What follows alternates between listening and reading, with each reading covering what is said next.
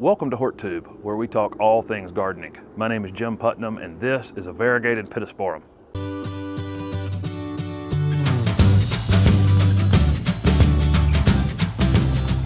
This is Variegated Pittosporum, a beautiful evergreen shrub that gets lightly scented off-white flowers in the spring. Variegated Pittosporum can eventually reach 8, maybe even 10 or 12 feet in height. This thing really just never stops growing. But it's really easy to maintain anywhere between 4 and 6 feet in height and 4 to 6 feet in width. Variegated Pittosporum is best in zones 8 to 11.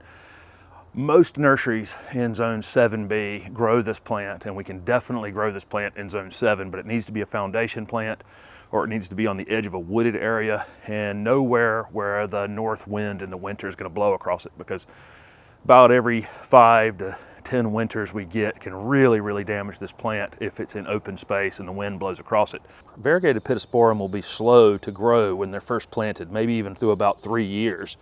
And then once they get established, they can really take off. This plant can grow as much as a foot in a single year if it's happy and healthy. In terms of sun or shade on this plant, I've actually seen this plant grow pretty well in the shade, a little bit thinner, and it requires a little more pruning to do it, but it would be happiest in a half a day sun or more, all the way to full sun. Just again, being careful if you're in zone 7, not to have it in completely open space. In terms of where we would use Variegated Pittosporum, even though it grows very large, it can actually be used as a container plant, and the container will stunt it. Probably best to do that in zones 8 to 11. In zone 7, almost certainly if the roots froze solid on this plant, it would kill it in the wintertime. Variegated Pittosporum would make a good foundation plant if you had very high windows, or you could use this plant on a corner, but most of the time it's best to use this plant on the edge of your property as a screening plant where it can be left to get very large. And of course, like I said, in zone 7 you want to make sure that there's trees or something behind it blocking the wind from damaging them, but in zones 8 to 11 makes a great screening plant.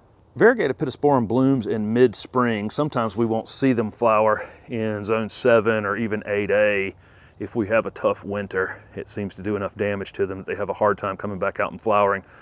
But anywhere in 8B to 11, they're pretty reliable, blooming every spring. And it is a lightly fragrant flower. It's kind of an off-white color, which doesn't lend itself to showing up very well against this foliage. So I don't really grow this particular variety for the flowers. I grow it for the foliage. In terms of planting Variegated Pittosporum, I've linked below in the description of this video a link to planting it in clay soils and a separate video about planting it in sandy or well-drained soils. Just follow the instructions in those videos and you should be fine. This plant definitely needs to be elevated a little bit. It is susceptible to root rot. And so just follow those basic planting instructions of elevating it and not over mulching it, and you should be fine. In terms of watering Variegated Pittosporum, these are extremely drought tolerant. This plant actually grows fantastic in coastal areas in very sandy soils that drain really well. So it just doesn't need a lot of ongoing watering once it's established. For the first year or so, you'll want to check on it, put your finger in the soil a couple inches from the base and a couple inches down and see if it needs water, and if it does, drown the entire space around it and then let it dry out again. Once it's been in the ground 2, 3, 4 years, it's probably almost never going to need to be watered unless you go through a very prolonged drought. Pittosporum are acid-loving plants, and any fertilizer for acid-loving plants would be ideal. You only want to fertilize Pittosporum of any kind in the spring after the worst of the winter is gone with a slow-release fertilizer, something that will run out within 3 or 4 months, because we wouldn't want to be pushing this plant in the late spring. Even in zones 8 and 9, if you had new growth on this plant, it would be vulnerable to getting burned badly in the wintertime.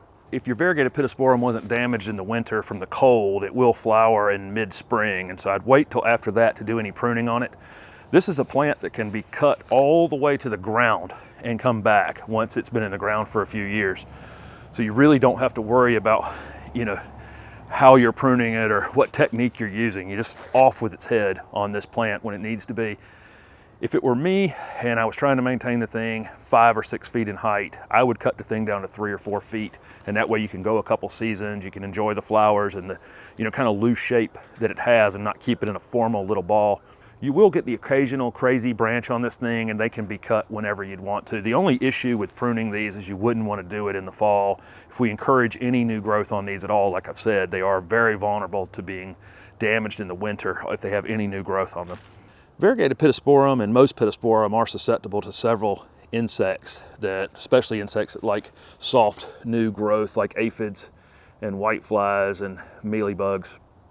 Most of those are pretty easily controlled. They're mostly soft-bodied insects. Your biggest problem with this plant is if you're growing it in an area where the soil is not very well drained. These are very susceptible to root rot, and so definitely following best planting practices and elevate it and don't over mulch it and don't over water it, and you should be able to avoid that problem. Pittosporum are pretty resistant to deer. They rarely ever sample these. So what are you waiting for? Even you can grow the low maintenance, beautiful, variegated, fragrant flowered variegated Pittosporum. Thank you for watching my video, and if it was helpful, please hit the like button and subscribe to my channel for future videos.